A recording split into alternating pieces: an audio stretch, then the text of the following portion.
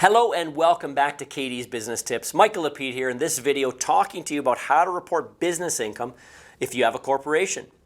So a corporation very simply files a T2 corporate income tax return. Now the T2 isn't very simple, but that is what it reports on.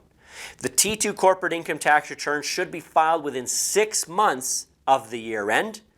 But the taxes are due 3 months after, so that's why we typically prepare it within 3 months after the year end to see if you owe tax, plus the GST is done at that time.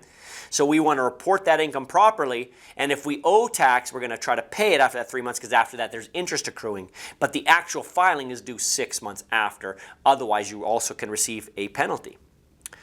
Now, there's various financial forms that go, there's schedules that go with that, and there's what's called a GIPHY, or some people call it a GIPHY, G-I-F-I. The GIPHY Index of Financial Information, okay, it's General Index to Financial Information, is where you report your income statement basically, and your balance sheet, and your retained earnings, all goes in there. So instead of submitting a financial statement to the CRA, you're taking the financial statement and it goes into the GIPHY schedules, and that's how CRA receives the financial data. So you're really reporting it on a T2 in the GIPHY schedule is how you're reporting your corporation income.